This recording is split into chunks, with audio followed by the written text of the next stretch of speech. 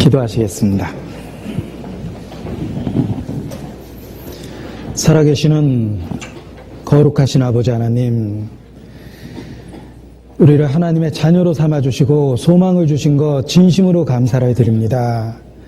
또 우리를 고아처럼 버려두지 않고 함께 하시며 우리의 연약함 가운데서도 주의 능력으로 역사하시고 우리를 통해 주의 이름을 높여주심을 더욱 감사를 드립니다. 모이기를 힘쓰라는 주의 말씀을 따라 오늘 하나님 앞에 또 예수 그리스도 안에서 저희가 함께 모였습니다.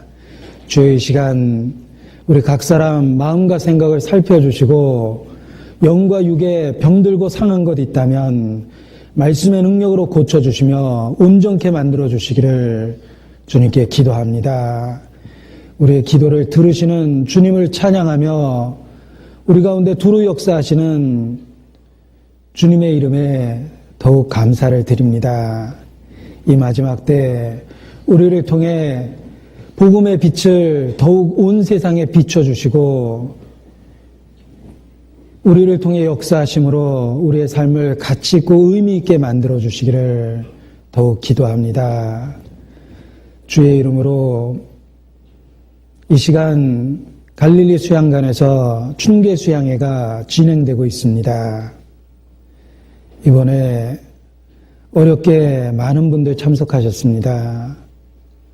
주님 각 사람 기억해 주시고 그들의 마음에 변화를 주셔서 참석한 모든 사람들 구원함을 받고 함께 주님 나라에 들어갈 수 있도록 주님 역사해 주시기를 이 시간 같은 마음으로 또 간절히 기도합니다. 우리에게 맡기신 사명 우리 모두 기억하고 그 일을 협력해서 충성되게 할 수 있도록 더욱 우리의 마음도 일깨워 주시옵소서. 오늘 함께하는 시간 주님께만 의지합니다. 모든 것을 주의 권능과 은혜의 손길에 의지합니다. 저희를 사랑하시는 예수님 이름으로 기도드렸습니다. 아멘. 네, 함께 구약성경 요나서를 보시겠습니다. 요나서입니다. 1287페이지입니다. 구약성경 요나서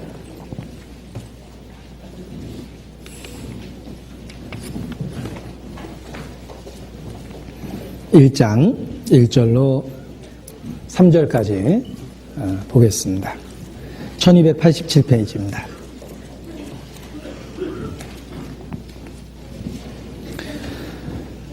여호와의 말씀이 아미떼의 아들 요나에게 임하니라. 이르시되 너는 일어나 저 큰 성읍 니느웨로 가서 그것을 쳐서 외치라. 그 악독이 내 앞에 상달하였음이니라 하시니라.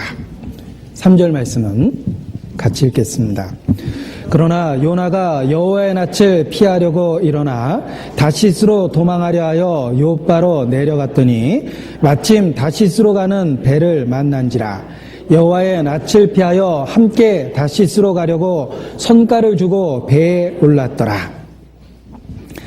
4월 20일 오늘부터 3박 4일 동안 공주 갈릴리 수양관에서 춘계 수양회가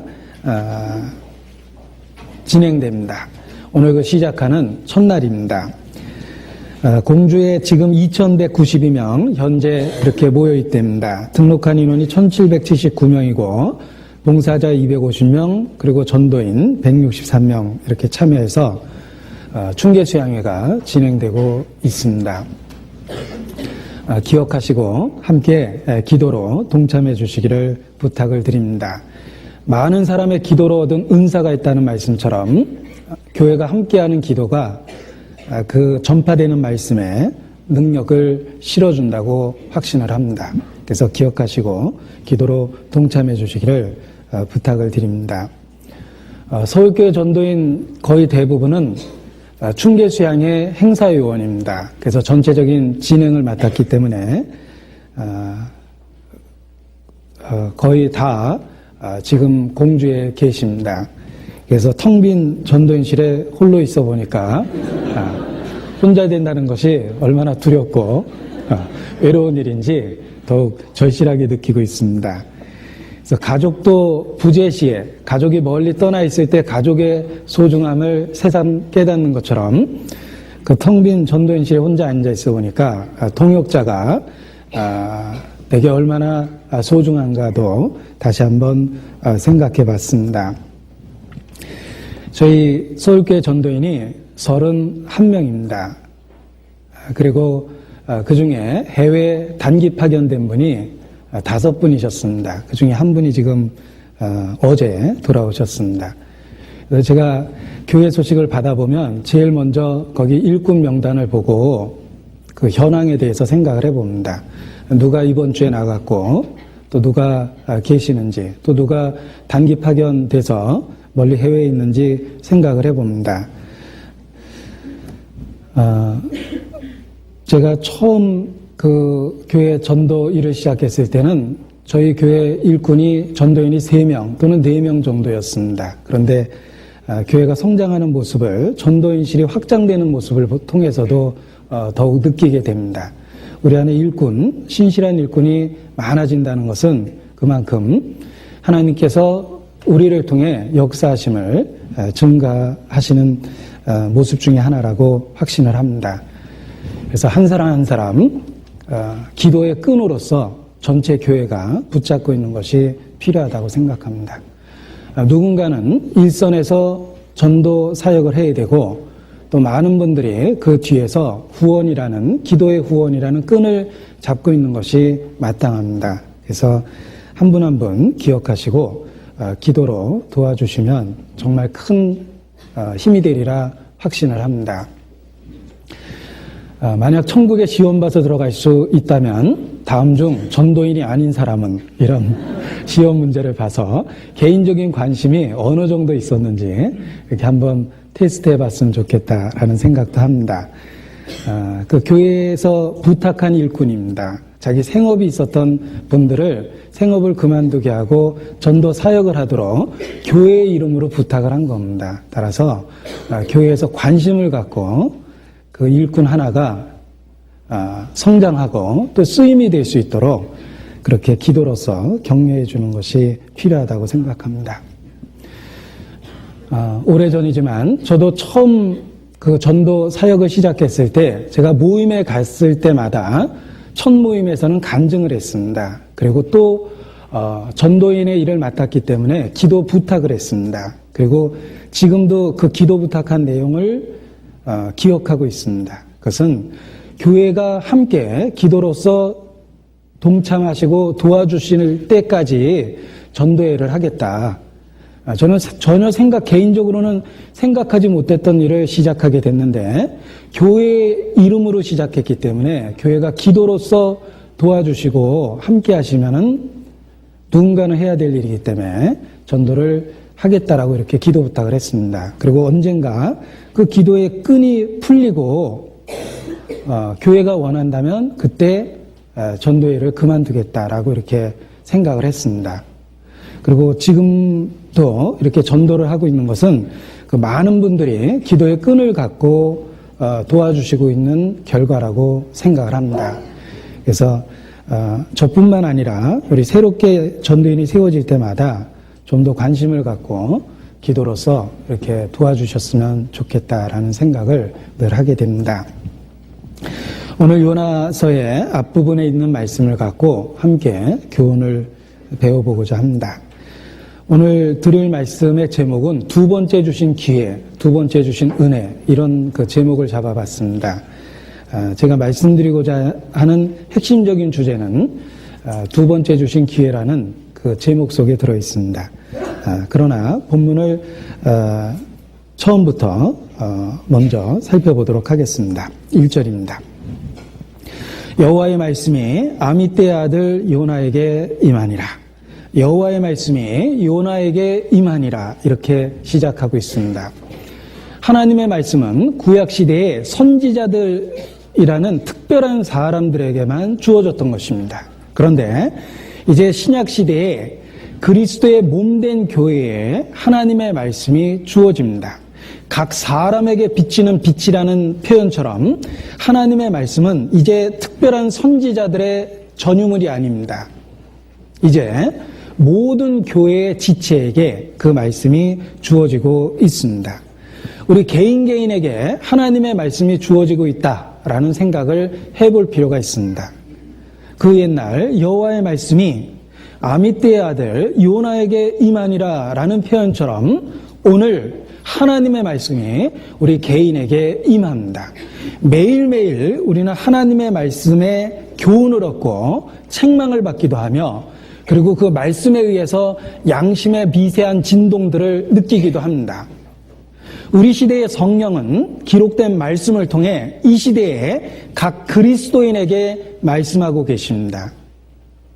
저는 구약을 읽으면서 때로 천사의 메시지를 받는 선지자들의 모습을 봤습니다. 대단하죠.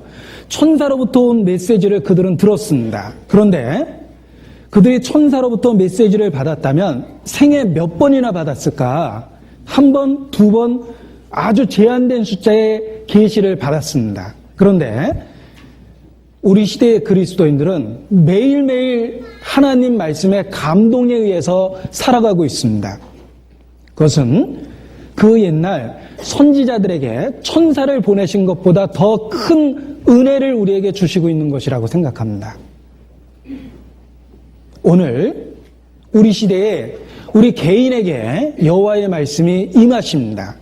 매일매일 그의 말씀이 우리 마음을 찾아오고 우리 마음을 움직이고 우리 마음을 부셔버리기도 합니다. 감동을 주십니다. 내 삶의 방향을 바꿔놓으십니다. 우리는 그 옛날 선지자보다 더 큰 은혜를 받고 있다. 왜냐하면 그들이 제한된 메시지를 받았음에도 불구하고 우리는 매일매일 기록된 진리를 통해서 성령의 감동을 받고 있기 때문에 그렇습니다. 우리 시대의 그리스도인들은 앞서 하나님의 말씀을 받았던 선지자들보다 더 큰 은혜를 받고 있다라고 확신을 합니다. 우리는 매일매일 그 하나님의 말씀을 듣고 있기 때문에 그렇습니다. 그런데 혹 불행한 것은 진리의 단순성을 우리의 육체가 혹 지겨워하고 때로는 진부한 이야기로 치부해버리는 경향이 있다는 것입니다. 하나님은 매일매일 진리의 말씀으로 우리 마음을 찾아오십니다. 그런데 우리의 육체적 본성이 하나님의 말씀을, 그 진리의 말씀을 단순하다고 생각하고 진부한 이야기로 치부해버립니다. 그 옛날 유대인이 광야에서 하늘에서 내리는 만나를 먹었습니다. 얼마나 감격스러웠겠습니까? 초자연적인 음식을 먹은 겁니다. 하늘에서 내리는 만나를 먹었습니다. 꿀 섞인 과자 같다 이렇게 표현했습니다. 과자도 맛있는데 꿀 섞인 과자니 얼마나 맛있었겠습니까? 그런데 문제는 그 꿀 섞인 과자 같은 만나를 40년 먹었다는 겁니다. 그들은 광야에서 만나에 대한 불평을 늘어놓습니다. 이곳에는 식물도 없고 물도 없다. 우리 마음이 이 박한 식물을 싫어하는도다. 라고 하나님께 불평했습니다.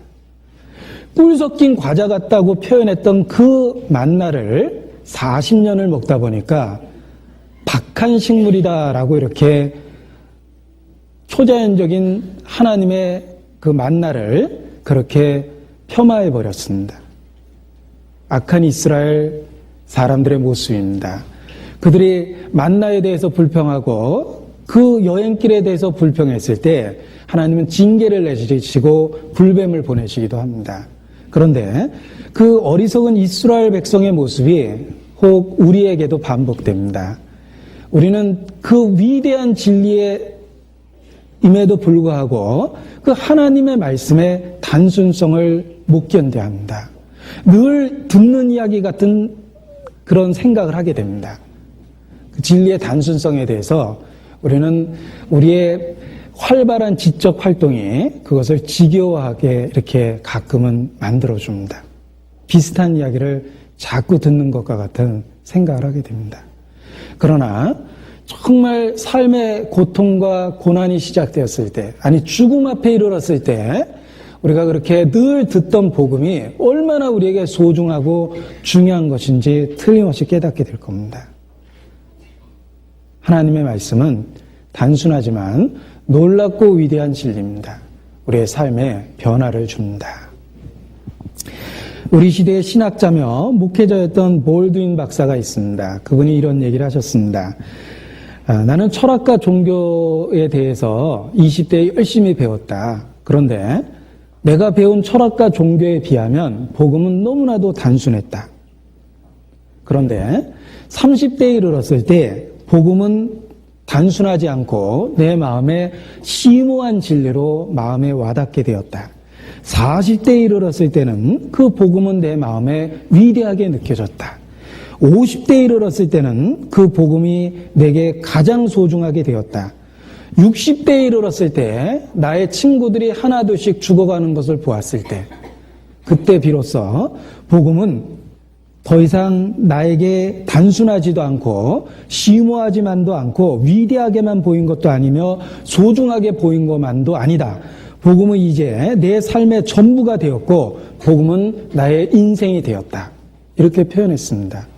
제가 그분의 긴 이야기를 제대로 전달했는지 모르겠지만 그분은 인생을 살아가면 살아갈수록 그 단순해 보이던 복음의 진리 속에 자기 인생의 전부가 들어있다는 걸 깨달았던 겁니다.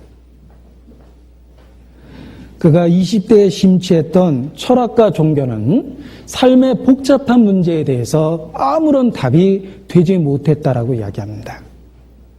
그러나 그가 점점 나이가 들면 들수록 복음이 정말 위대한 진리요.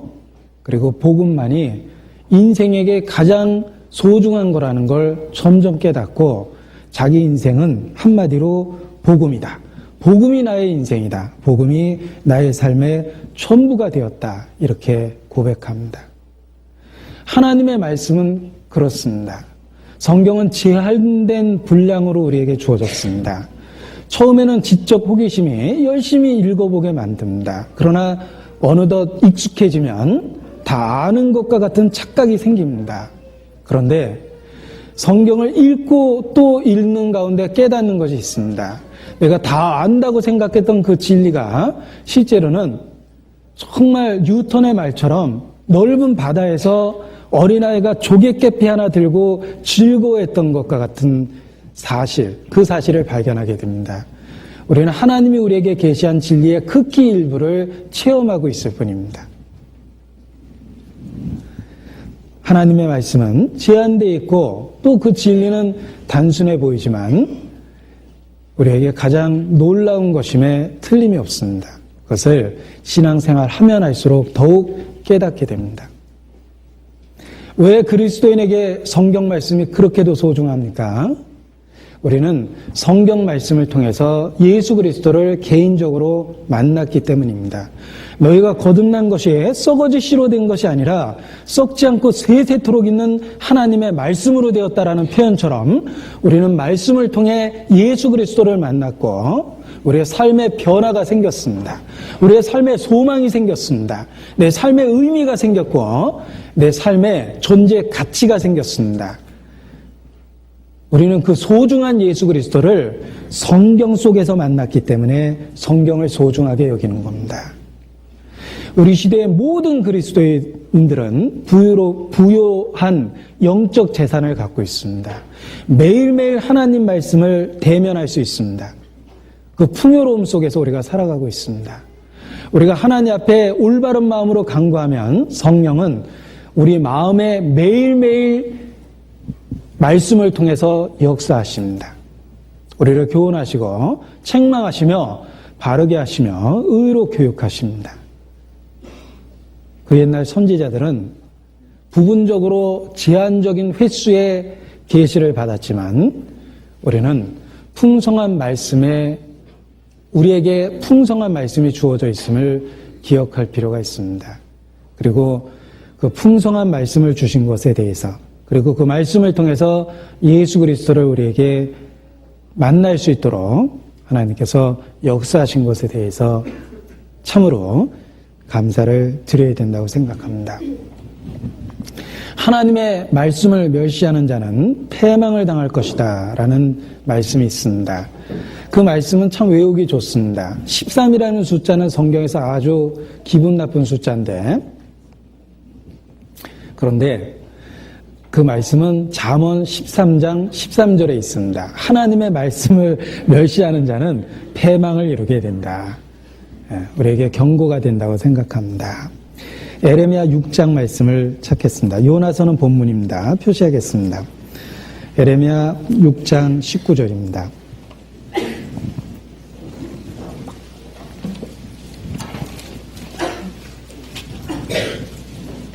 에레미야 6장 19절.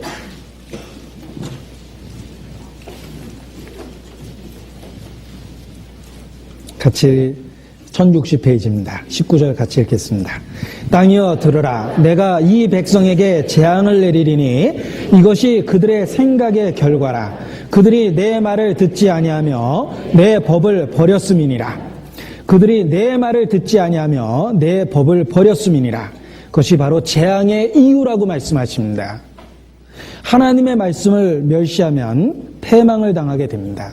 재앙을 받게 됩니다. 그러나 그의 말씀을 귀히 여기고 그의 명령을 소중히 여길 때 우리는 그 말씀에 의하여 인도되고 말씀에 의하여 보호함을 받게 됩니다.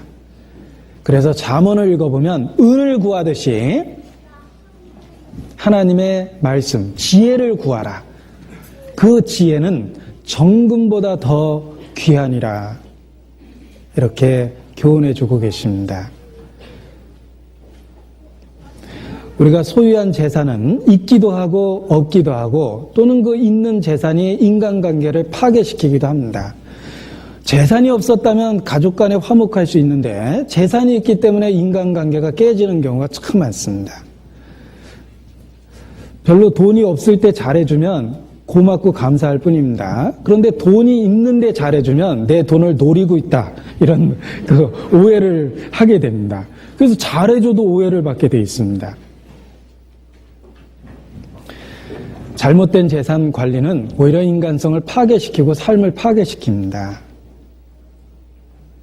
그러나 그 정금보다 훨씬 더 귀한 것이 바로 하나님의 말씀입니다. 우리가 은을 구하듯이 재산을 모으듯이 하나님의 말씀을 마음에 귀히 여기고 하나님의 말씀을 우리의 마음속에 한번 모아보십시오. 그가 가장 부유한 자가 될 겁니다. 하나님은 우리에게 지금도 말씀하십니다. 요나에게 임했던 그 하나님의 말씀은 매일매일 우리를 찾아오고 있습니다. 그런데 우리가 그 하나님의 말씀을 듣지 아니하면 언제부턴가 하나님은 침묵하시기 시작합니다. 자꾸 이야기해도 못 들은 척하면 하나님이 다시 이야기할 수가 없는 거예요. 침묵하십니다. 혹 여러분 마음속에 언제부턴가 말씀에 의한 감동이 사라졌습니까? 말씀에 의한 삶의 변화가 일어나지 않습니까? 하나님의 말씀을 못 들은 척 했기 때문에 하나님이 침묵하시는 겁니다. 왜냐하면 그것은 더 이상 이야기할 때가 아니라 이미 이야기한 것에 대한 반응을 보이기를 기다리시는 겁니다. 그래서 하나님의 말씀에 반응할 때 우리는 더 하나님의 말씀을 듣게 된다는 것도 기억해야 됩니다.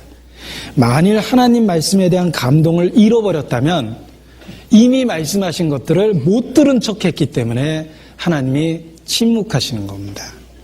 이미 알고 있는 말씀을 순종하지 않고 있기 때문에 하나님이 침묵하시는 겁니다. 성경이 더 이상 깨달아지지 않습니까? 삶의 순종이 멈췄기 때문에 하나님이 더 이상 말씀하실 수 없었던 겁니다. 알고 있는 걸 행치 아니하니까 더 이상 새로운 진리를 계시할 수 없는 겁니다. 그래서 만일 하나님의 말씀이 언제부턴가 우리의 귀에 겉돌고 우리 마음에 와닿지 않는다고 스스로 생각이 된다면 내가 이미 알고 있는 말씀을 순종하지 않고 있구나 라고 이렇게 스스로 자기 자신의 신앙 상태를 평가하는 것이 필요합니다.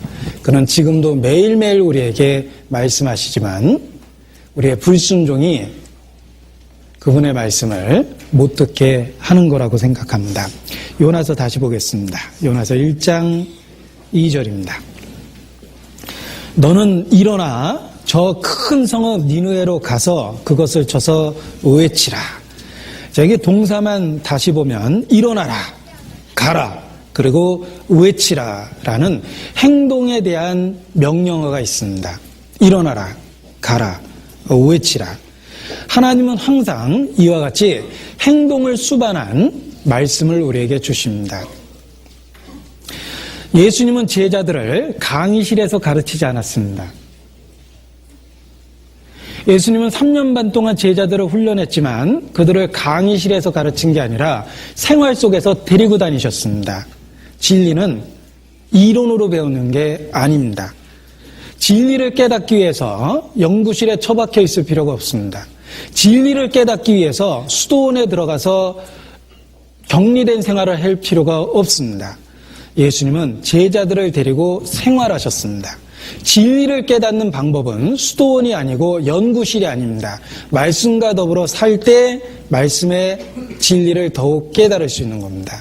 그것이 예수께서 제자들을 가르치신 방법이요, 하나님이 사람들을 가르치는 방법이기도 합니다.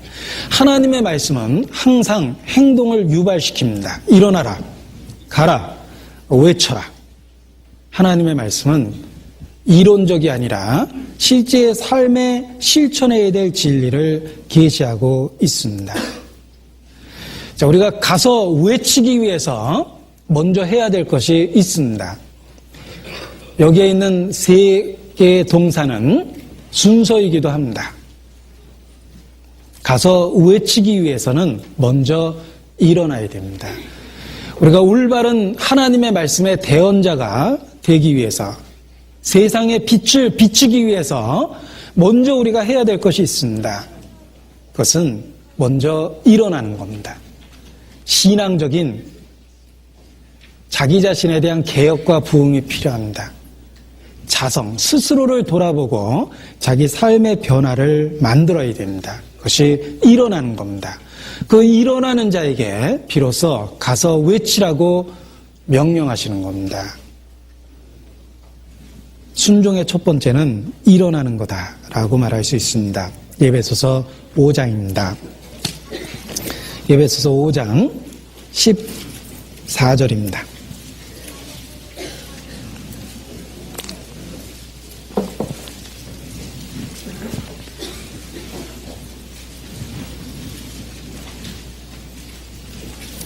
에베소서 5장 14절 같이 읽겠습니다.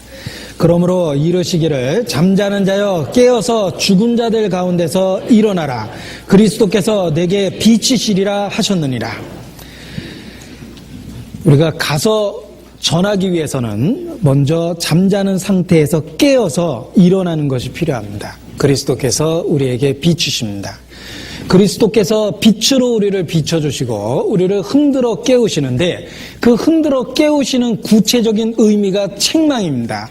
우리의 삶에 잘못된 것에 대한 책망이 있습니다. 성경을 들으면, 여러분 말씀을 읽거나 들으면 정말 양심에 따가운 채찍이 느껴지지 않습니까? 하나님이 흔들어 깨우는 겁니다. 우리가 그 흔들어 깨우는 주님의 손길을 알고 일어나는 것이 필요합니다. 13절, 12절부터 제가 읽겠습니다. 저희의 은밀히 행하는 것들은 말하기도 부끄러움이라.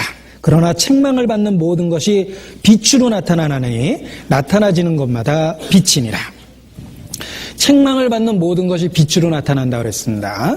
햇살이 눈에 강하게 쪼이면은 아무리 깊이 잠들었어도 잠이 깨어날 수밖에 없습니다. 하나님은 빛을 우리 마음에 비춰주시는데 어떻게? 책망하십니다. 우리의 양심을 민감하게 책망하십니다. 우리의 타협된 죄를 드러내십니다. 성경에 나와 있는 그리스도인으로서의 삶의 표준을 세워주시고 그 표준으로부터 한없이 뒤처져 있는 우리 자신을 일깨우십니다. 그것이 드러나는 빛입니다. 눈에 비춰주는 빛입니다.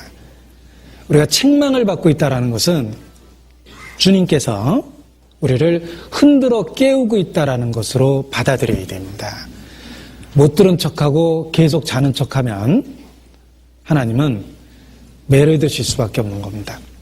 우리가 아이를 깨울 때에도 처음에는 부드러운 말로 깨웁니다. 그러나 못 들은 척하면 아주 단호한 말로 깨우죠. 그래도 못 들은 척하면 몽둥이 들고 쫓아갑니다. 가정에서 늘 일어나는 일입니다. 주님도 마찬가지라는 거예요. 책망할 때 우리 마음에 찔림이 있을 때 돌이키는 게 옳은 거라는 겁니다. 그게 바로 빛입니다. 우리에게 비춰주시고 우리를 일어나라고 얘기하십니다. 그런데 계속 미적거리면 주님은 매를 들을 수밖에 없는 겁니다. 우리의 삶의 보금자리를 다 흐트러 놓을 수밖에 없는 겁니다. 그래서 우리가 가서 외치기 위해서는 먼저 일어나야 되는데 그 일어나는 게 하기 위해서 주님은 우리의 타협된 죄를 책망하신다라고 말할 수 있습니다. 요나서 다시 보겠습니다. 여기 3절은 아주 불행한 단어가 있습니다. 그러나. 자, 이 그러나라는 말은 요나가 불순종했다라는 의미를 담고 있습니다. 하나님은 말씀하셨는데 요나는 그러나 그 말씀에 정반대 행동을 하게 됩니다. 요나가 여호와의 낯을 피하려고 일어나 다시스로 도망하여 하려 하여 욥바로 내려갔더니 니느웨로 가라 그랬는데 다시스로 도망가려고 그럽니다. 동으로 가라 그랬는데 지금 서로 가고 있는 겁니다. 정반대 행동을 하고 있습니다. 이 요나의 잘못된 행동이 이 문장 속에 잘 표현되어 있습니다. 욥바로 어떻게 됐죠? 내려갔다고 되어 있죠. 물론 지형적으로 내려가는 구조지만 욥바라는 그 지리적 위치뿐만 아니라 이 요나의 영적 상태를 그대로 표현해 줍니다. 요나는 내려간 겁니다. 하나님의 말씀을 불순종하고 내려간 겁니다. 욥바로 내려간 요나는 결국은 5절 끝부분에 보면 배 밑층에 내려가서 그리고 계속 읽어보면 바다 밑으로 내려갔다가 나중에는 물고기 뱃속으로까지 내려갑니다. 점점점 내려가는 길이죠. 이 그러나라는 말처럼 불순종한 요나의 영적 상태는 계속 내려가는 겁니다. 욥바로 내려가고 배 밑으로 내려갔고 바다 밑으로 내려갔고 물고기 뱃속까지 그 음부 아래까지 내려갔다라는 비유적 표현처럼 물고기 뱃속까지 내려가게 됩니다. 이 불순종한 요나의 상태가 내려갔다라는 표현 속에서 잘 드러나고 있습니다. 이 내려갔다라는 말이 참 불행한 표현이라는 것을 표현을 바꿔보면 훨씬 더 쉽게 이해가 갑니다. 자, 만약 여러분의 전 재산을 삼성전자에 투자를 했습니다. 그랬더니 삼성전자 주식이 스폰서 아닙니다. 생각나는 거가 그것밖에 없어서 삼성전자 주식이 마구 올라가고 있습니다. 그럼 얼마나 마음이 흐뭇하고 투자한 것에 대한 보람을 느낄 겁니다. 그러나 만약 여러분이 전 재산을 투자했는데 삼성전자가 부도 위기에 처했다라 그러면 굉장한 긴장감을 느낄 거예요. 자기의 전 재산이 다 들어있기 때문에. 우리가 재산을 투자한 주식도 올라가고 내려가는 거에 따라서 우리의 감정적 상태가 전혀 달라집니다. 우리의 재산을 투자한 주식이 올라가고 내려가도 그러는데 우리의 운명을 결정지을 수 있는 영적 상태가 올라가고 내려가고에 관심이 없습니까? 여러분의 영적 건강 상태가 올라가고 있습니까? 내려가고 있습니까? 자기 자신을 성경이라는 기준을 갖고 살펴본 적이 있습니까? 그런데 만약 이 그러나라는 불행한 말처럼 하나님 말씀을 등지고 세상을 살아가고 있음에도 불구하고 자기가 분명히 내려가고 있음에도 불구하고 아무런 감정적 변화가 없다면 정말 그 큰일입니다. 재산을 투자한 주식이 내려가도 밤새 고민하고 할 수밖에 없는 우리가 우리의 운명이 걸려있는 영적 상태가 내려가고 있는데 아무런 관심이 없다면 그 사람은 정말 어리석은 사람입니다. 우리는 영원한 세계에 우리의 삶을 걸었습니다. 예수 그리스도를 통해 우리의 운명을 건 겁니다. 그리고 자기의 그 영적 상태가 과연 올라가고 있는 건지 내려가고 있는지 성경이라는 기준을 통해서 봐야 됩니다. 저와 함께 근무했던 직장 동료 중에 한 분이 주식 투자를 했습니다. 제가 있었던 사무실이 12층이었는데 건설회관 12층이었는데 그 밑에 주식 정보를 제공하는 증권회사가 있었습니다. 그런데 그분이 항상 자리를 비면 어디 가서 제가 찾아왔냐면 객장 가서 그 증시판 바라보고 있는 그분을 찾아왔어요. 틀림없습니다. 그 윗분이 찾아가지고 제가 찾으려고 그러면 꼭 그 증권회사 객장에 앉아 있는 걸 봤는데 제가 보기에는 늘 똑같은 전광판을 그렇게 하루 종일 아침부터 저녁까지 살펴봅니다. 자기가 투자한 주식이 올라갔는지 내려갔는지에 대해서 굉장히 민감한 관심을 갖고 있는 겁니다. 하물며 우리의 영원한 운명을 다 투자한 그 영적 상태에 대해서 우리가 관심을 갖고 자기의 영적 건강이 내려가고 있는 건지 올라가고 있는 건지에 대한 관심을 갖는 것이 필요합니다. 불행하게도 요나는 불순종하고 내려갔습니다.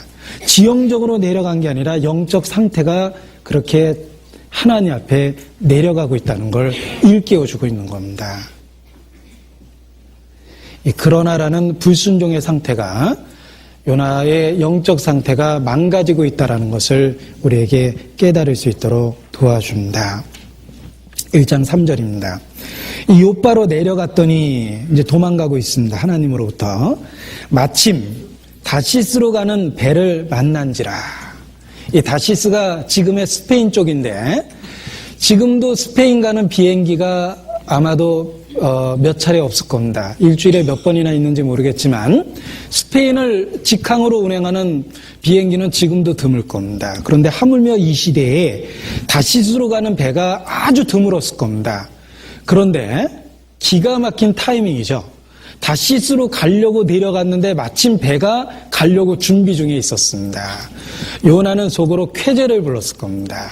정말 절묘한 타이밍이다 이렇게 생각을 했을 겁니다.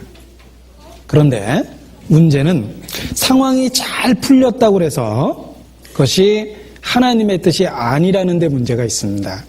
하나님은 니느웨로 가라고 그랬습니다. 지금 요나는 불순종하고 다시스로 가고 있는 겁니다. 그런데 불순종하는 그 상황이 너무 잘 풀리고 있다는 거예요. 우리는 상황이 좋아졌다고 해서 상황이 잘 들어맞았다고 해서 하나님의 뜻이라고 쉽게 생각해 버립니다. 그건 아주 어리석은 거예요. 마귀가 얼마나 교활한 줄 잘 모르고 있기 때문에 그렇게 생각한 겁니다. 마귀는 우리를 주목합니다. 그리스도인을 주목합니다. 우리의 삶을 지켜보고 우리를 흔들 구실을 찾고 우리 주변에 수없이 많은 함정을 팝니다. 그 마귀는 절묘한 타이밍을 만들어줍니다. 죄를 지을 수 있는 환경을 만들어줍니다. 그런데 어리석게도 환경이 잘 풀렸기 때문에 내가 그 일을 했다라고 생각하면 정말 어리석은 행동을 하는 겁니다. 상황이 좋았다고 환경이 잘 들어맞았다고 하나님의 뜻은 아니라는 거예요. 그는 마치 도둑놈이 왜 도둑질했냐고 경찰이 추궁하니까 제가 도둑질 하려고 했던 게 아니라 문이 열려 있어서 들어갔다고 이렇게 얘기하는 거하고 똑같은 경우입니다. 자기는 도둑질할 별 생각이 없었는데 문이 활짝 열려 있길래 내가 그래서 도둑질했다. 그건 절대로 정당한 사유가 아닙니다. 마찬가지로 우리는 죄를 짓고서 하나님의 뜻을 정면으로 어겨놓고 너무나 손쉽게 환경이 그러했다고 이렇게 핑계를 댑니다. 환경이 죄를 지을 수 있는 절묘한 환경이었는데 우리는 그 환경이 잘 풀려서 환경대로 이렇게 선택을 했다라는 핑계를 너무나 쉽게 댑니다. 그러나 중요한 것은 상황과 환경이 잘 풀리냐 안 풀리냐가 중요한 것이 아니라 하나님의 뜻이 어디에 있느냐가 훨씬 더 중요한 겁니다. 사단은 우리를 노리고 있다라고 말씀을 드렸습니다. 우는 사자처럼 두루다니며 삼킬 자를 찾나니라고 그랬습니다. 그 사단은 우리 주변에 죄를 지을 수 있는 덫을 수없이 많이 놓습니다. 그리고 절묘한 타이밍을 만듭니다. 예를 들면 이성에 대한 관심이 있으면은 사단은 자주 만날 기회를 만들어 줍니다. 이성의 유혹을 받을 수 있는 사람에게 사단은 자꾸 기회를 주는 거예요. 돈에 약한 사람에겐 뇌물을 받을 수 있는 상황을 자꾸 만들어 줍니다. 유흥업소 출입하는 걸 좋아하는 사람에게는 자꾸 접대받을 수 있는 기회를 만들어 줍니다. 사단은 항상 우리 주변에서 역사하고 있기 때문에 절묘한 타이밍을 만들어 줍니다. 그래서 더욱더 조심해야 되는 겁니다. 잠언 7장입니다.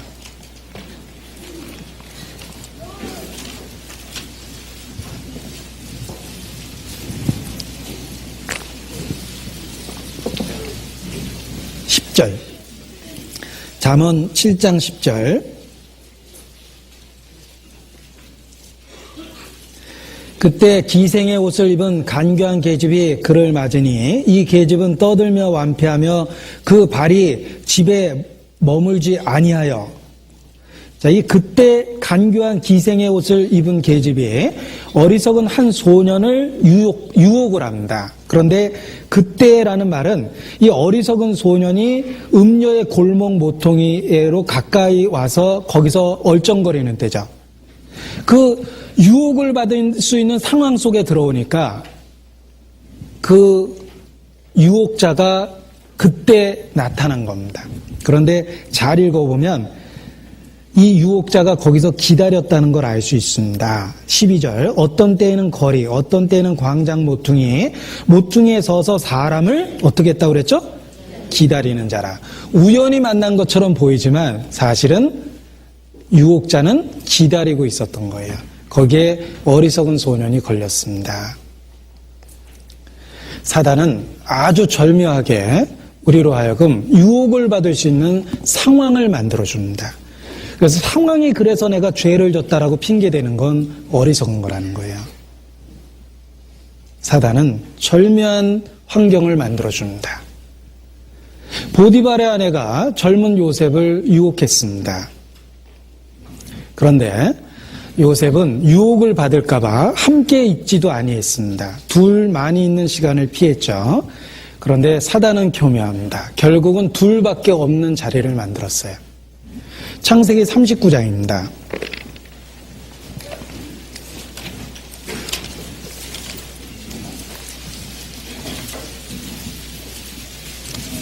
11절, 10절부터 보겠습니다. 창세기 39장 10절.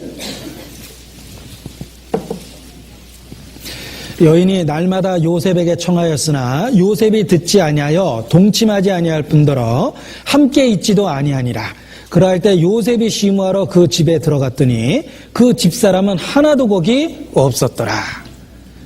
자, 유혹을 받고 있는 요셉에게 아주 절묘한 환경을 만들어준 겁니다. 그 큰 집에 아무도 없었어요. 은밀한 유혹을 받은 겁니다. 이와 같이 사단은 항상 우리를 넘어뜨리려고 주시하고 있기 때문에 언제든지 절묘한 상황을 만들어낼 수 있는 겁니다. 혹시 요나의 마음이 바뀔까봐 부지런히 다시스로 가는 배를 준비해 놨을 거예요. 요나가 거기서 배를 기다리다가 아무래도 내가 불순종하는 것 같아. 이렇게 회개하면 곤란하잖아요. 그러니까 바로 마음 먹인 김에 떠나. 이렇게. 그래서 바로 준비를 해놓은 겁니다. 절묘한 타이밍을 만들어준 거죠.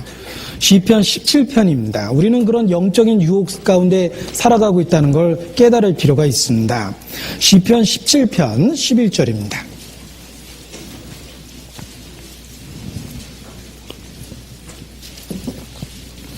시편 17편 11절 12절 같이 읽겠습니다.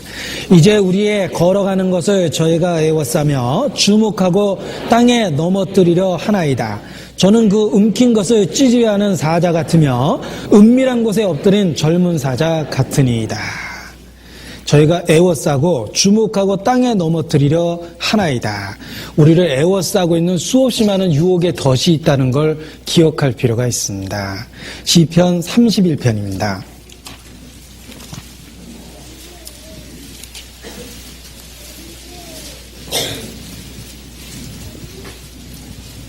같이 읽죠.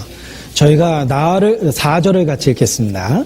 저희가 나를 위하여 비밀이 친 그물에서 빼어내소서. 주는 나의 산성이시니이다. 우리 주변에 수없이 많은 유혹의 덫이 있습니다. 지금도 사단은 우는 사자처럼 우리 주위를 어슬렁거리고 있고 우리를 주목하고 있습니다. 따라서 우리에게 이 기도가 필요합니다. 저희가 나를 위하여 비밀이 친 그물에서 빼어내소서. 주는 나의 산성이시니이다. 유혹이 많은 이 세상을 살아갈 수 있는 이러한 기도 제목이 우리에게 필요합니다. 그 비밀이 친 그물로부터 나를 빼어내소서. 저희가 나를 주목하고 내가 넘어지기를 기다리나이다. 주여 나를 붙드소서. 그런 기도가 우리에게 필요합니다. 예수께서도 시험에 들지 않게 깨어 기도하라. 여러분 깨어 기도하십니까? 틀림없이 시험에 들어있을 겁니다. 자기도 알게 모르게 여러 가지 시험에 빠져 있을 거예요. 왜? 시험에 들지 않게 깨어 기도하라고 그랬는데 깨어 기도하지 않기 때문에 유혹에 걸려 있는 겁니다.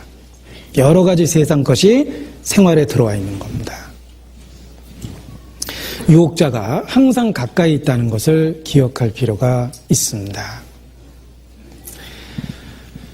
자, 몰래카메라라는 것이 있습니다. 카메라가 작동되는데 앞에서 죄를 짓는 사람은 없습니다. 자기가 지금 관찰의 대상이 되고 있다라 그러면 행동이 달라지죠. 오래전에 제가 근무했던 회사에서 감시용 카메라를 사무실에 달겠다라고 그래서 회장님이 직접 설치하셨습니다. 노조에서 데모해서 며칠 만에 띄었지만 한동안 달려 있었습니다. 여러분 사무실에 카메라가 달려 있을 때부터 어떤 일이 일어났을 거라고 생각합니까? 다들 일만 합니다. 카메라 시각 카메라가 잡을 수 있는 각도가 있거든요. 거기서는 일만 해요. 담배 피려고 그러면 나와서 카메라가 안 잡는 쪽에 와서 이렇게 피고 갑니다. 카메라가 늘 자기를 지켜보고 있다라고 하니까 얼마나 조심스럽습니까? 그것도 회장실에서 회장님이 직접. 그런데 우리를 주목하는 존재가 많이 있다는 걸 기억해 보십시오. 우리의 삶은 사실은 공개되어 있는 겁니다. 우리의 삶은 무대 위에 올라와 있는 것하고 똑같은 겁니다. 천군 천사들 앞에 공개되어 있습니다. 감추인 것 중에 드러나지 않을 것이 없느니라라고 말씀하셨습니다. 우리의 삶이 영원한 세계에서 공개된다라는 걸 생각할 때 우리는 유혹에 대해서 거절할 수 있습니다. 유혹자가 가까이 있음을 기억하고 우리의 삶이 천군천사 앞에 공개될 것을 기억해 보십시오. 우리의 삶의 선택이 달라질 겁니다. 요나서 다시 보겠습니다. 요나서 3장입니다. 그러나 요나가 여호와의 낯을 피하려고 일어나 1장 3절입니다. 네, 요나서 1장 3절. 그러나 요나가 여호와의 낯을 피하려고 일어나 다시스로 도망하려 하여 욥바로 내려갔더니 마침 다시스로 가는 배를 만난지라 여호와의 낯을 피하여 함께 다시스로 가려고 선가를 주고 배에 올랐더라. 선가를 주고 배에 올랐더라. 아마 상당히 큰 액수를 주었을 겁니다. 이게 굉장히 먼 여행입니다. 지금도 외국에 여행하려고 그러면 비행기 싸기 상당히 비싼데 이 당시에도 그렇게 먼 곳으로 여행하려면 상당히 비싼 그 대가를 지불했을 겁니다. 그러나 기억해야 될 것은 요나가 지불했던 것은 단순한 뱃삭이 아닙니다. 선지자로서의 명성을 포기했던 겁니다. 하나님의 일꾼으로서의 지위를 포기했던 겁니다. 놀라운 영적인 가치를 포기했다는 걸 기억을 하셔야 돼요. 여기에 성가를 줬다라는 것은 뱃삭 얼마를 줬다라는 의미보다 요나는 많은 것을 잃어버린 겁니다. 시간을 잃어버리고 선지자로서의 명성을 잃어버리고 그리고 하나님이 주신 귀한 사역을 잃어버렸습니다. 요나는 사실 엄청난 대가를 지불하고 배를 탄 겁니다. 아마도 그 배에 탄 사람 중에 가장 많은 대가를 지불한 게 요나였을 겁니다. 요나는 무형의 보이지 않는 많은 것들을 희생시키면서 배를 탄 겁니다.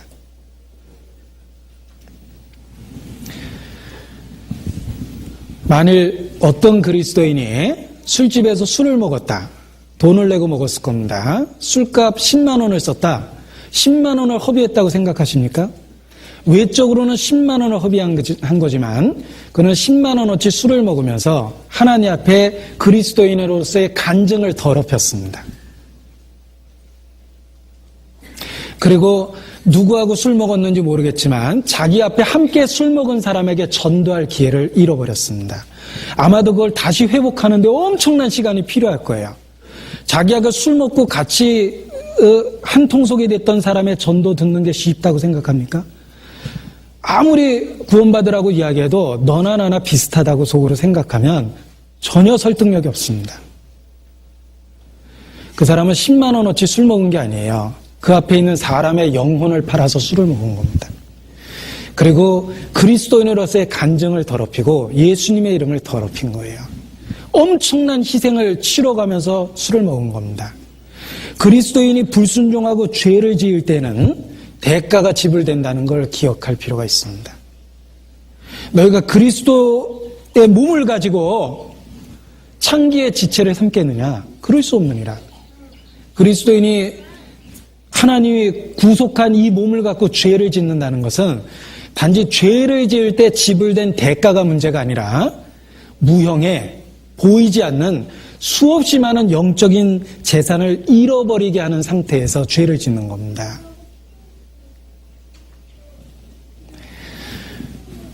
우리는 에서가 장자의 명분을 한 그릇 식물에 팔아버린 것, 팥죽 한 그릇에 팔아먹은 거 기억합니다.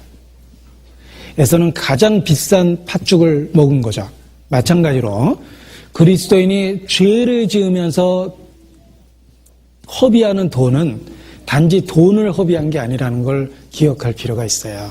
그 돈과 함께 그리스도인으로서의 간증과 하나님 나라의 수없이 많은 영적 재산을 축내버린 겁니다. 요나는 단순히 뱃값을 지불한 게 아니라 하나님과의 교제를 포기했고 사역자로서의 사역을 포기했고 하나님의 앞에 귀한 시간을 허비하게 만들었습니다. 많은 걸 희생한 겁니다. 지금도 불순종하는 그리스도인들은 하나님 나라에 많은 영적 재산을 축내고 있는 것이다. 이렇게 이야기할 수 있습니다. 자, 그런데 여기서 왜 요나가 여호와의 낯을 피하여 도망갔을까?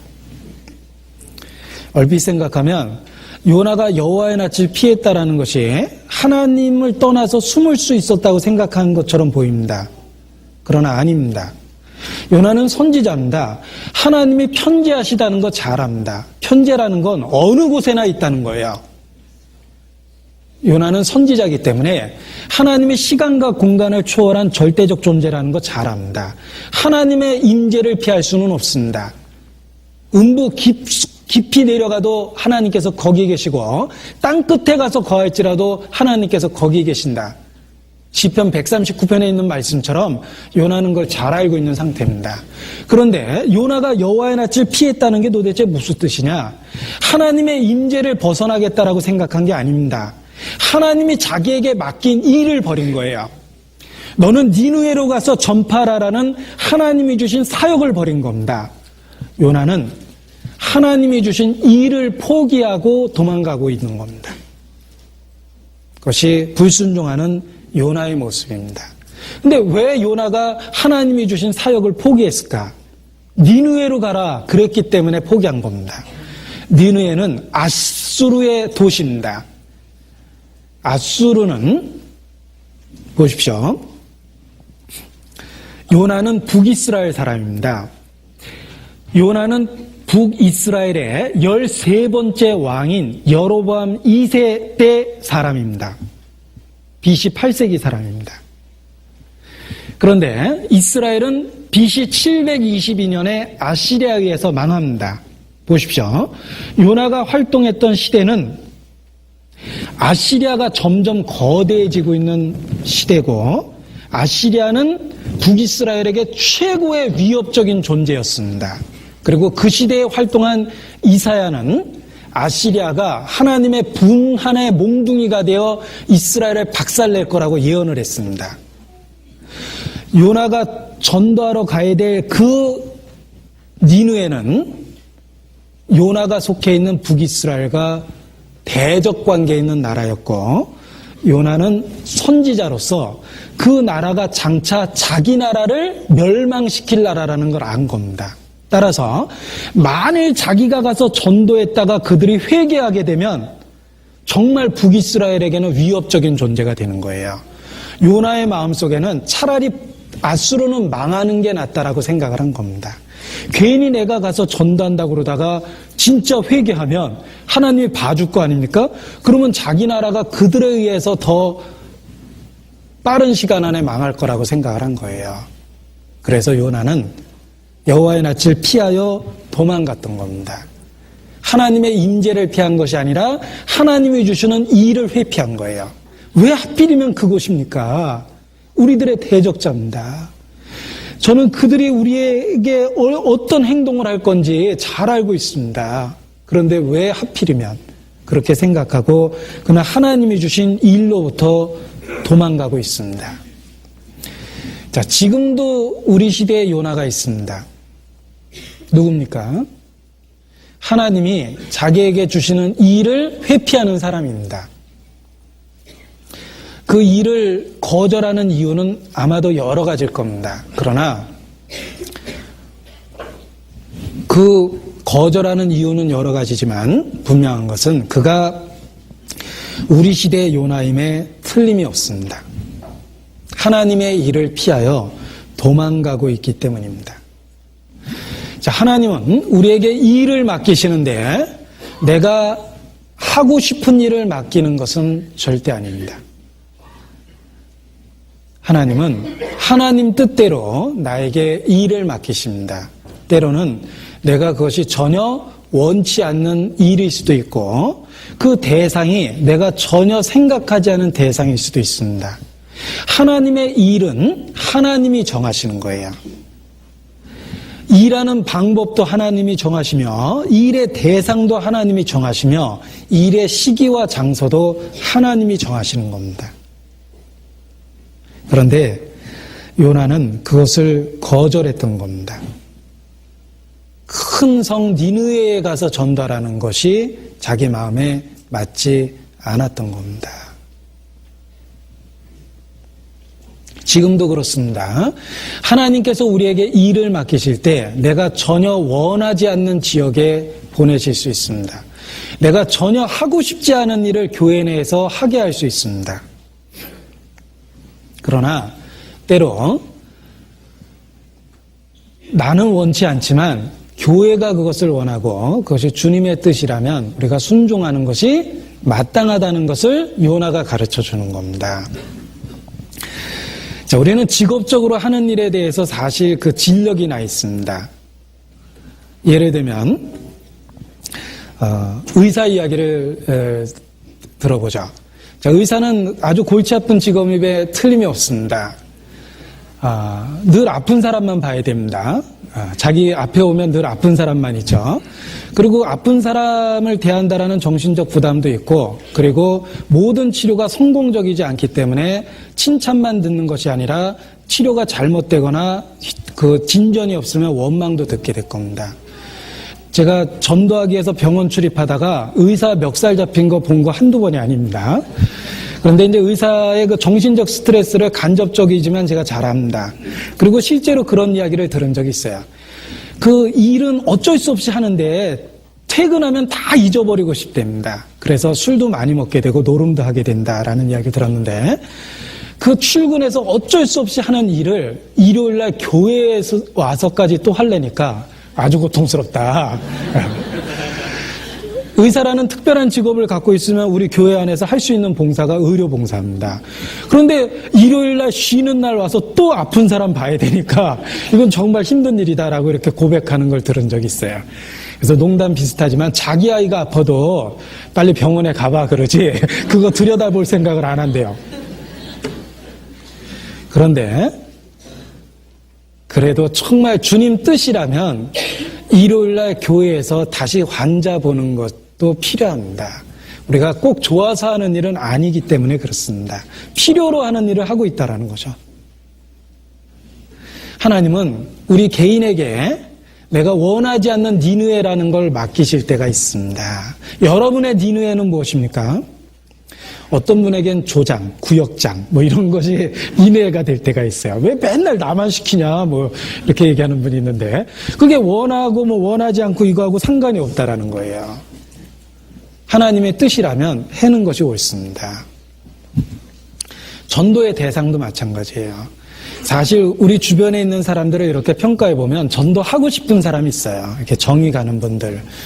그리고 얘기하고 싶지도 않은 분들이 있습니다. 그러나 주님은 때로는 전혀 나하고 원수진 사람, 뭐 그런 사람에게 전도할 걸 요구하기도 하십니다. 그래서 시누이한테 올케한테 전도하라고 한다든지 며느리한테 시어머니한테 전도하라고 한다든지 이렇게 인간적인 갈등을 초월해야 될 것을 명령하시기도 합니다. 우리가 또 다른 요나가 되지 않기 위해서 하나님이 명하신 그 니느웨라는 사역을 담당하는 것이 필요합니다. 그래서 원해서 하는 것이 아니다. 하나님의 뜻이기에 우리가 그 일을 하는 것이다. 만일 내가 원하지 않기 때문에 그 일을 거절한다면 그가 우리 시대의 요나다. 이렇게 말씀드릴 수 있습니다. 자, 그리고 또 한 가지 생각하고 싶은 것은 하나님이 우리에게 어떤 일을 명하실 때 그 일을 내가 아니면 아무도 할 수 없기 때문에 그 일을 시키는 게 절대 아닙니다. 하나님은 전능하십니다. 교회 안에 필수 요원이란 없습니다. 꼭 있어야 되는 사람은 없습니다. 바울과 베드로가 활동했을 때는 그 두 사람 없으면은 초대교회가 무너질 거라고 생각했을 거예요. 아닙니다. 그 둘이 역사에서 사라졌지만 복음은 전해졌습니다. 왜냐하면 하나님은 또 다른 사람을 바울을 만들 수 있고 또 다른 사람을 베드로로 만들 수 있습니다. 하나님의 역사에는 필수 요원이 없는 거예요. 자기가 안 하면 하나님은 다른 방법으로 하십니다. 그런데 왜 하필이면 그 사람에게 그 일을 맡기셨는가? 그 또 다른 이유가 있습니다. 하나님이 설마 인재가 없어서 요나에게 얘기하셨을 것 같아요? 저 같으면 너 안 하려면 관둬. 다른 사람 시키지. 그렇게 했을 겁니다. 그런데 왜 하나님의 요나를 설득하시고 요나를 끝끝내 데려오셨을까? 요나가 정말 유능해서가 아닙니다. 요나 자신을 부서뜨리기 위해서예요. 요나 자신이 변화되기 위해서 니느웨라는 사역이 필요했던 겁니다. 요나는 편견이 있었습니다. 하나님의 선지자로서 자기 민족에 이렇게 몰두해 있었습니다. 하나님의 선지자는 하나님의 마음을 배워서 하나님의 마음으로 모든 사람을 사랑해야 됩니다. 심지어는 원수조차도. 그런데 불행하게도 요나는 유능한 선지자였는지 모르겠지만 자기 민족에 대한 애착만 있었어요. 그걸 하나님이 깨부시려고 굳이 요나에게 맡긴 거예요. 요나에게 맡긴 그 사역은 요나 자신을 변화시키기 위해서 꼭 필요했던 겁니다. 마찬가지입니다. 정말 교회에서 내가 하기 싫은 일을 나한테 맡겼다. 그 일이 하나님 앞에 나를 만들어가기 위해서 내가 좀 더 온전하게 변화되기 위해서 필요한 일이기 때문에 내게 맡기신 겁니다. 정말 밑바닥에 그런 어떤 사소한 일을 내게 시키셨다면 틀림없이 그 일을 시킨 것은 나를 부서뜨리기 위한 하나님의 계획입니다. 그 일은 그 사람 자신을 위해서도 필요하기 때문에 주셨다라는 겁니다. 어떤 분은 자기 자신을 상당히 유능하다고 자평하십니다. 그런데 교회에서 맡긴 일이 너무 단순했습니다. 불평이 생깁니다. 나 같은 유능한 인재를 내가 사회에 나가면 상당히 그 장자가 붙어 있는데 나를 어떻게 이런 일을 시키냐. 그런데 사실은 하나님이 그 사람을 신앙적으로 올바로 만들어주기 위해서 그런 일부터 시켰다고 생각합니다. 그래서 기꺼이 그 일을 할 수 있으면 하나님은 정말 그 사람의 재능을 쓰십니다. 그런데 만약 그 일을 하지 못하면 시험 단계에서부터 실패하는 거예요. 이 일은 필수 요원이기 때문에 시키는 게 아니라는 걸 아셔야 됩니다. 하나님이 우리 자신을 만들어가기 위해서 주시는 일입니다. 고린도전서 9장입니다.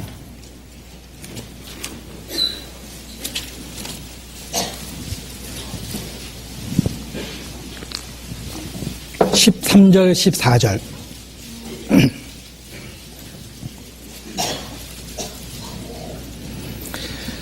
13절, 14절 같이 읽겠습니다. 성전의 일을 하는 이들은 성전에서 나는 것을 먹으며 제단을 모시는 이들은 제단과 함께 나누는 것을 너희가 알지 못하느냐. 이와 같이 주께서도 복음 전하는 자들이 복음으로 말미암아 살리라 명하셨느니라. 복음 전하는 자들은 복음으로 말미암아 삽니다. 자, 이 말씀을 처음부터 쭉 읽어보면 물질과 관련되어 있는 겁니다. 복음 전하는 사람들은 그 복음 전하는 일로 인해서 경제적 필요가 채워질 필요가 있다라는 거예요. 그러나 저는 이 말씀을 물질적인 거로만 보지 않고 마음에 적용을 해서 교훈을 얻었습니다. 복음을 전하는 자는 복음으로 말미암아 삽니다. 제 자신에게 그 말이 딱 맞았어요. 제가 가장 힘이 쓸 때는 전도할 때입니다.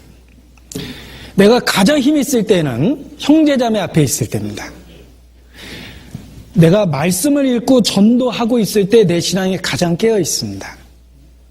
전도인은 일이 없으면 망가지게 돼 있어요. 일이 있기 때문에 그 일로 인해서 내 자신이 각성되고 내 자신이 성장하고 그 일이 있기 때문에 내가 주님과 가까이 있다는 걸 알았습니다. 일은 그 일로 말미암아 그 사람을 살게 만듭니다. 여러분이 교회에서 어떤 봉사를 하고 있든 간에 그 봉사가 여러분 자신을 만들어가고 있다는 것을 기억할 필요가 있습니다. 그 일 때문에 신앙이 자라고 그 일 때문에 마음이 각성되고 죄로부터 구별되고 올바로 서 있을 수 있는 겁니다. 자기를 위해서 주신 거예요. 하나님은 요나의 능력이 필요했던 게 아니라 요나 자신을 변화시키려고 요나에게 은혜를 주신 겁니다.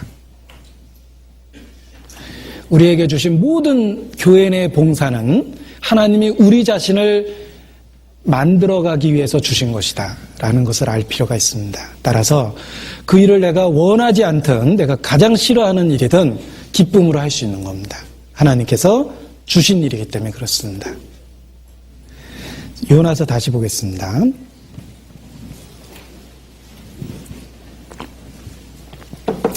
자, 요나서 1장 3절까지 읽었습니다. 요나는 불순종하고 여호와의 낯을 피하여 도망갔습니다.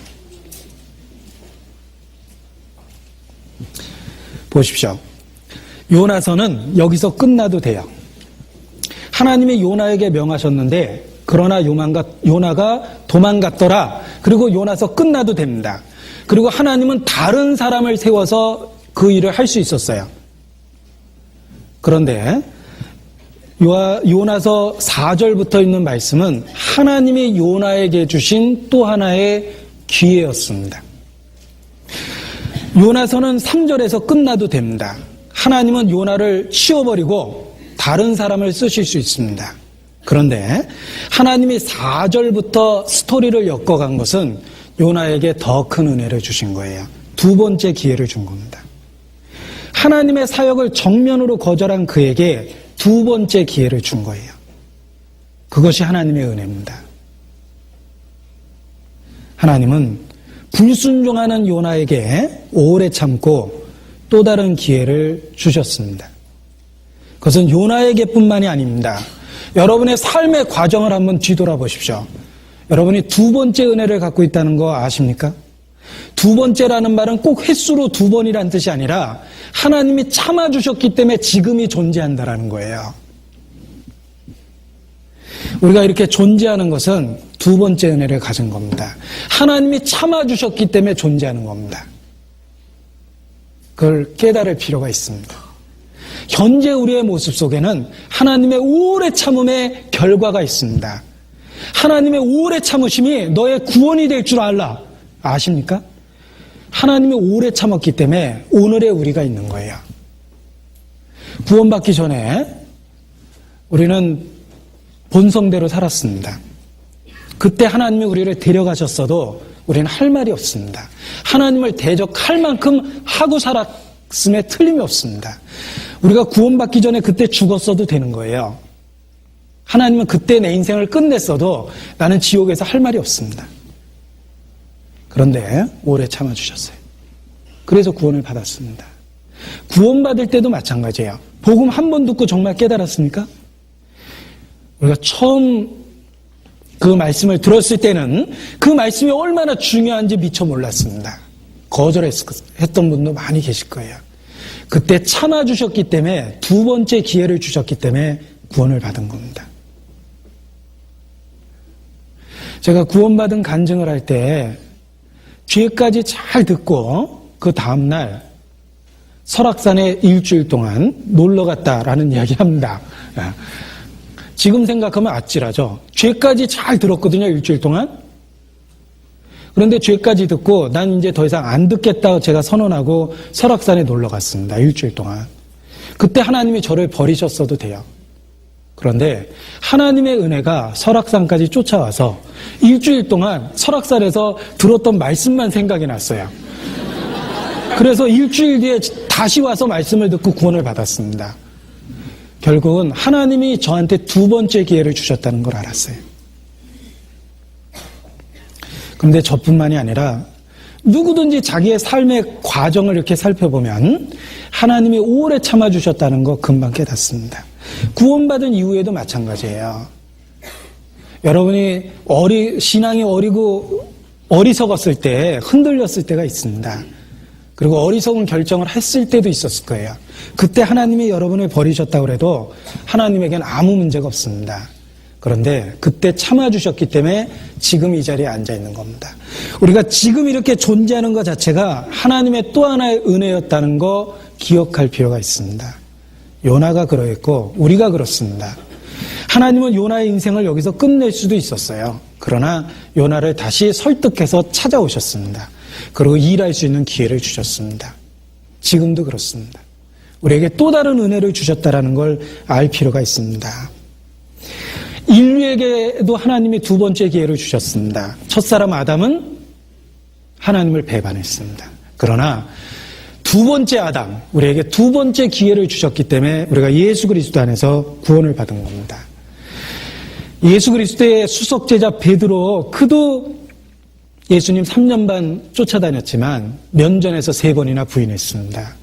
그러나 예수께서 두 번째 기회를 주셨습니다. 베드로는 위대한 사도가 됐습니다. 여러분, 마가를 기억하십니까?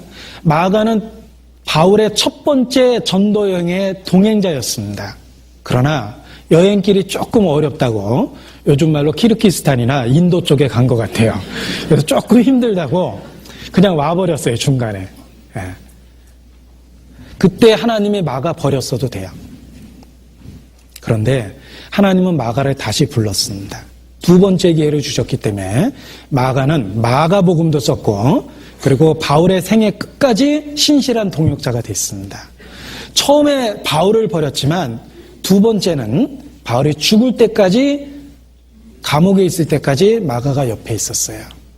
여러분, 바울이 제일 마지막에 쓴 성경이 디모데 후서라고 이야기합니다. 거기에도 마가가 나옵니다. 마가는 바울의 마지막 생애까지의 동역자입니다. 처음 그를 버렸지만 그 다음에 두 번째 기회가 주어졌을 때 그는 돌이켰다는 겁니다. 하나님이 쓰신 사람이 다 그러합니다. 하나님이 쓰신 사람은 다 또 하나의 은혜를 받고 회복한 사람들입니다. 모세는 살인한 사람입니다. 그러나 하나님은 두 번째 그를 부르셨고 모세를 쓰셨습니다. 다윗은 우리아의 아내 밧세바를 취하고 우리아를 죽였습니다. 그러나 다윗의 생애가 끝났을 때 하나님은 기꺼이 다윗을 부르시기를 내 마음에 합한 자라고 그 인생을 전체적으로 평가해 주셨습니다. 누구나 하나님 앞에 실패합니다. 누구나 하나님 앞에 잘못된 선택을 합니다. 그러나 중요한 것은 하나님이 주신 두 번째 은혜가 있다는 겁니다. 그리고 두 번째 은혜 가운데서 우리가 회복되는 것이 마땅한 겁니다. 바울은 그걸 잘 알고 있었어요. 그래서 고백하기를 내가 전에는 회방자의 핍박자의 포행자였다. 그러나 긍휼을 얻은 것은 내가 믿지 아니할 때 알지 못하고 행하였습니다. 이제는 내가 사도와 반포자와 교사로 부르심을 입었다. 전에는 내가 회방자의 핍박자의 포행자였다. 바울도 두 번째 은혜를 받은 겁니다. 그래서 더 하나님의 은혜를 마음에 깊게 새기고 충성되게 살아갈 수 있었다라고 생각합니다. 베드로도 어떻게 그가 십자가에 거꾸로 못 박히기까지 예수님을 쫓아갈 수 있었을까? 두 번째 은혜를 받았기 때문입니다. 우리 생애 가운데 혹 예수님을 정면으로 대적했던 기억이 있습니다. 혹 분명한 선택 앞에서 죄를 선택한 경우도 있습니다. 그러나 중요한 건 두 번째 은혜가 있고 그 두 번째 은혜 앞에서 우리가 어떻게 선택했느냐가 중요합니다. 요나에겐 두 번째 기회가 있었던 겁니다. 지금의 우리에게 두 번째 은혜가 있었기 때문에 이렇게 우리가 교회 속에서 함께 있는 겁니다. 고린도전서 15장입니다.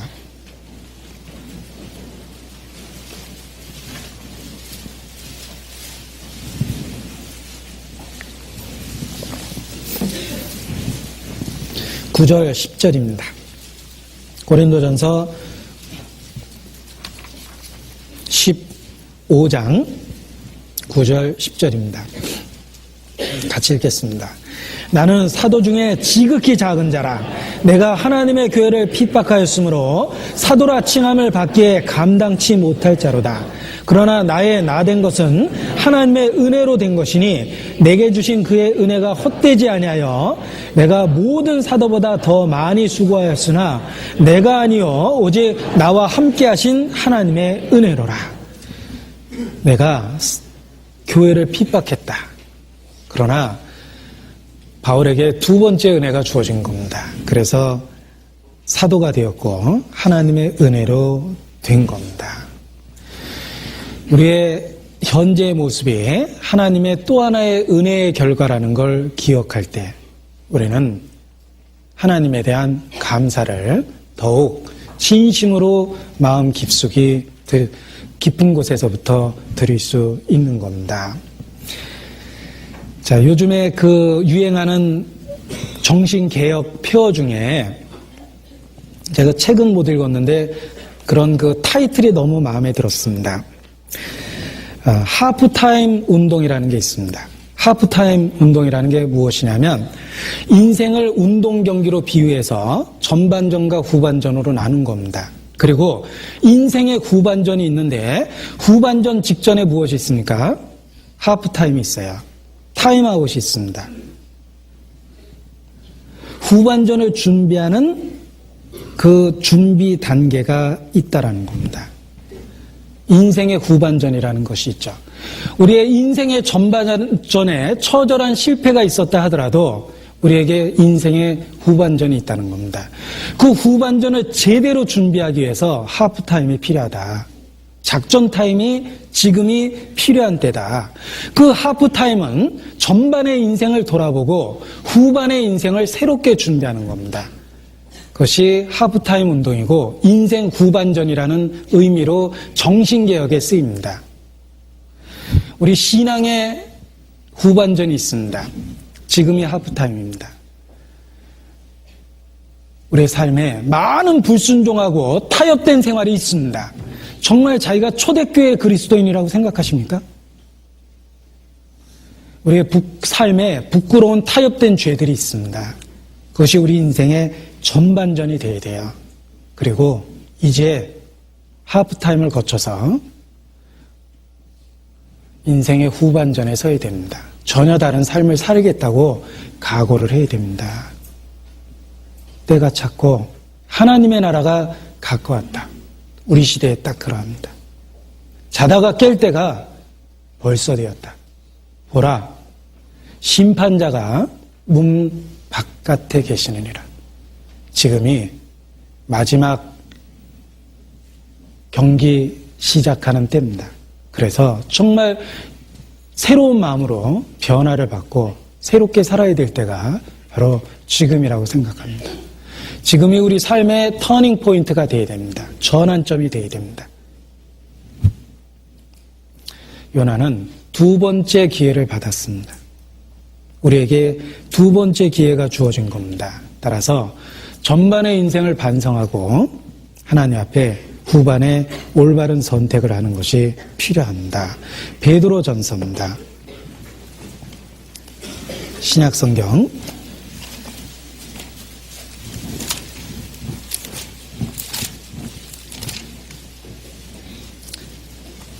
베드로전서 4장 2절입니다.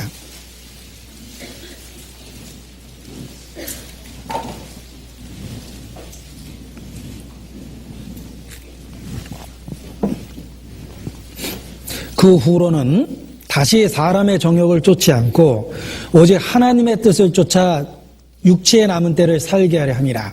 너희가 음란과 정욕과 술 취함과 방탕과 연락과 무법한 우상 숭배를 하여 이방의 뜻을 쫓아 행한 것이 지나간 때가 족하도다. 자, 이 말씀 속에서 그 후로는 이제 인생의 후반전입니다. 지나간 때, 그것이 바로 인생의 전반전입니다. 우리에게 또 다른 기회가 주어졌다고 마음을 새롭게 하는 것이 필요합니다. 그래서 타협된 생활을 반성하고 이제 정말 마지막 출전이라고 생각하고 마음을 새롭게 하여 우리가 주님 오실 때까지 그렇게 올바로 사는 것이 필요합니다. 신앙생활뿐만 아니라 우리의 삶의 모든 부분에서 마음을 새롭게 해서 새로운 관계를 갖는 게 필요합니다.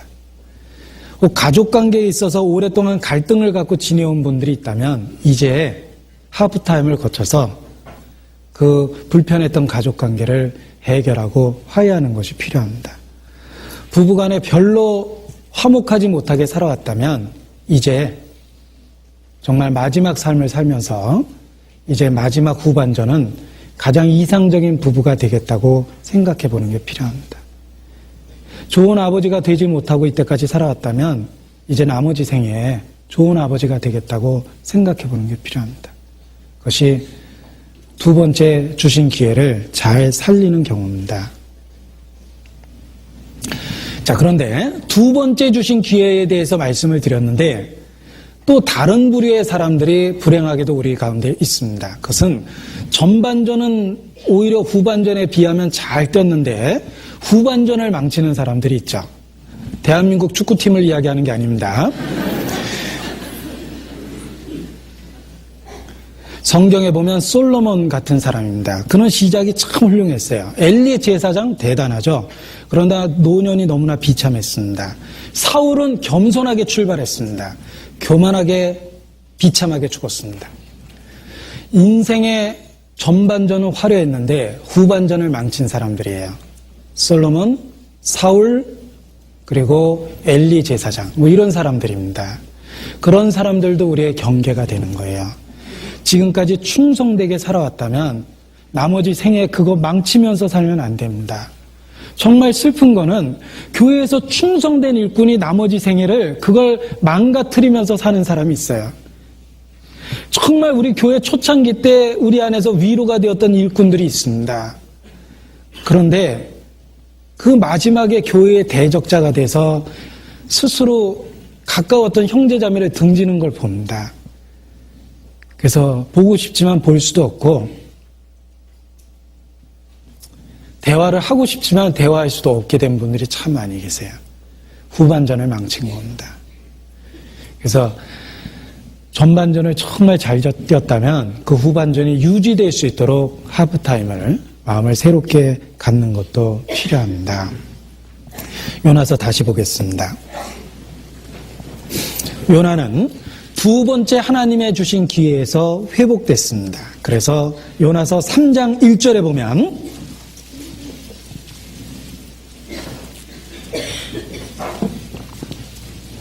여호와의 말씀이 두 번째 요나에게 임하여 이르시되 일어나 저 큰 성읍 니느웨로 가서 내가 내게 명한 바를 그들에게 선포하라 하신지라. 아까 1장에 있었던 내용 그대로죠. 요나는 과정을 통해서 고난을 통해서 회복되었고 첫 번째 그 위치로 돌아왔습니다. 우리도 하나님이 두 번째 주신 기회를 붙잡고 그 기회를 저버리면 안 됩니다. 제가 두 번째 주신 기회라고 강조한 이유는 그 기회 앞에서 우리의 마음이 새롭게 돼서 나머지 삶을 새롭게 살아야 되겠다라는 걸 강조하기 위해서입니다. 그리고 또 하나는 그 두 번째 기회라는 걸 강조한 이유가 있습니다. 그게 마지막 기회인데 저버릴까봐 걱정이 돼서 강조한 겁니다.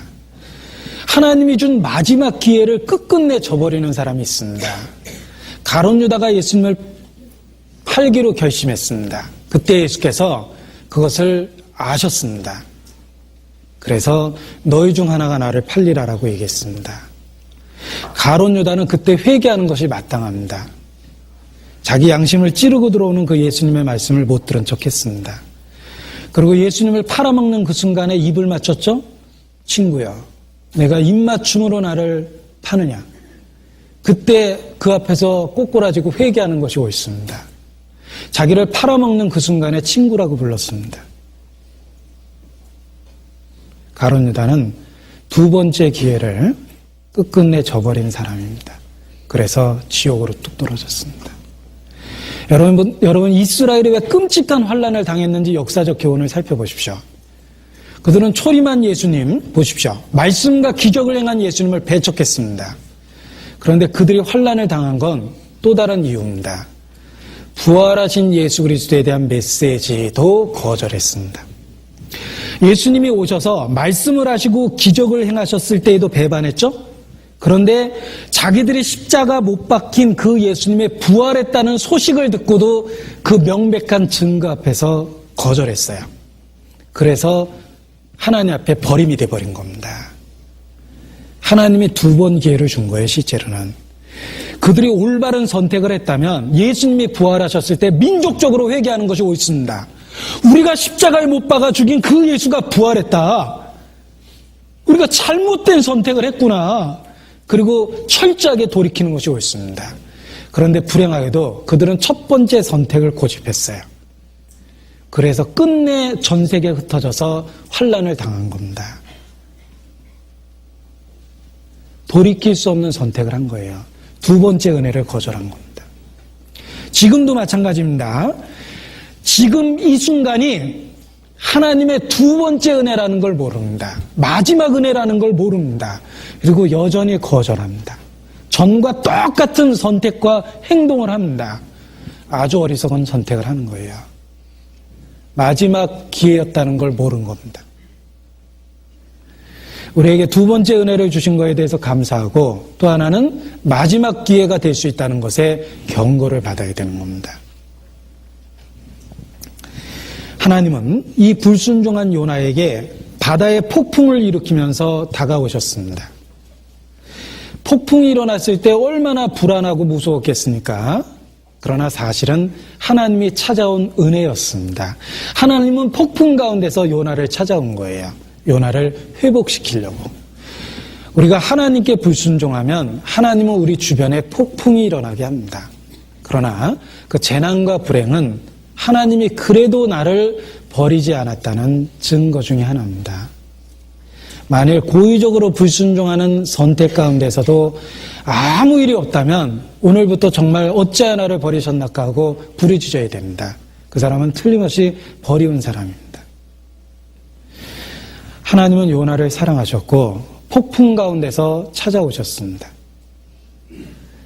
지금도 그렇습니다. 하나님은 그 사랑하시는 자를 징계하며 고의적으로 불순종하는 우리에게 폭풍을 일으키십니다. 우리의 삶에 환난을 주시고 우리 주변에 있는 사람에게까지 위기를 줍니다. 우리를 돌이키게 하려는 하나님의 손길이라는 걸 깨달아 보십시오. 그 폭풍 가운데서 하나님께 기도할 겁니다. 그리고 찾아오신 하나님을 통해서 회복되게 될 겁니다. 시편 같이 보시겠습니다. 119편입니다.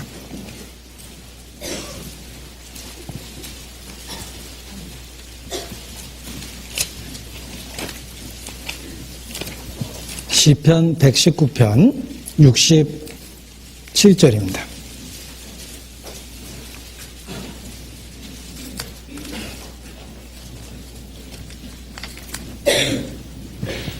(67절) 같이 읽겠습니다. 고난당하기 전에는 내가 그릇 행하였더니 이제는 주의 말씀을 지키나이다. 어리석은 사람은 고난당한 뒤에도 역시 하나님의 말씀을 저버립니다. 그것이 어리석은 사람입니다. 그러나 정말 하나님 앞에 올바른 삶의 선택을 한다면 고난당하기 전에는 내가 그릇 행하였더니 이제 폭풍을 통해서 주님을 만났죠. 내가 주의 말씀을 지키나이다. 이러한 상태의 회복이 우리에게 필요합니다. 저는 요나서를 읽으면서 정말 마음에 큰 감동을 받았습니다. 그 요나의 이야기가 보십시오. 나에 대한 이야기라는 걸 알았어요. 네. 그 요나 자신이 바로 우리 본성 자신입니다. 그런데 왜 큰 감동을 받았냐면 천지를 지은 창조주가 그 요나를 설득하고 계십니다. 요나가 막 짜증내니까 하나님이 그 박넝쿨을 이렇게 해가지고 그늘을 탁 덮어줍니다. 요나가 신났죠. 그런데 그 다음날 벌레를 하나님이 또 일으켜가지고 그 벌레를 갖고서 박넝쿨을 갉아먹게 만들었습니다. 그 요나가 막 그 앞에서 막 짜증내고 막 그럽니다. 그런 요나를 하나님이 설득하십니다. 보십시오. 천지를 지은 창조주가 벌레 같은 피조물인 인간을 설득하고 있습니다. 그와 대화를 나누고 있습니다. 그의 입장에서 알아들을 수 있게 이야기하고 계십니다. 그리고 여러 가지 소품을 동원했죠. 박넝쿨이라든지 벌레라든지 물고기라든지 하나님이 여러 가지 소품을 갖고서 요나를 계속 설득하고 있다는 거예요. 천지를 지은 창조주가 피조물인 작은 요나에게 말씀을 하시고 설득하시고 그를 일깨우시고 그를 결국은 쓰십니다. 사람이 무엇이간데 주께서 저를 생각하시며 인자가 무엇이간데 주께서 저를 권고하시나이까. 사람이 무엇이길래 천지를 지은 창조주가 하나님이 상상할 수도 없는 은혜를 우리에게 주시는 거구나라는 걸 더욱 깨달았습니다. 요나에게 말씀하신 그 하나님이 지금도 나에게 말씀하시며 지금도 내 삶의 여러 가지 소품을 갖고 말씀하십니다. 박넝쿨 또는 벌레를 갖고 말씀하시는 것처럼 내 삶의 여러 가지 질병과 내가 당하는 사건과 사고, 인간관계를 통해서 지금도 나에게 말씀하시고 내 마음을 감동하시고 새롭게 될 수 있는 계기를 만들어주는 거구나. 그렇게 정말 깨달을 수 있었습니다. 요나에게 말씀하신 하나님이 지금도 내게 두 번째 기회를 주시고 나에게 말씀하고 계시다라는 것을 마음에 느꼈을 때 요나서, 수천 년 전에 기록된 그 요나서, 아주 짧은 요나서입니다. 가장 감동 깊게 읽은 성경 중에 하나가 됐습니다. 기도하시겠습니다.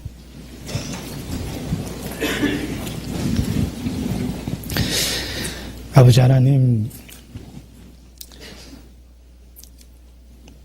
우리 삶에 어렵고 힘든 건 많지만 주님께서 함께 하시고 또 항상 은혜와 능력으로 붙잡아 주시는 것 감사를 드립니다. 또 우리 삶에 기쁨을 주시고 주님의 손길을 발견할 수 있도록, 깨달을 수 있도록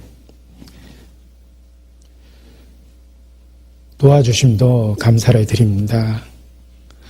주님에 대한 감사와 찬양이 우리 삶에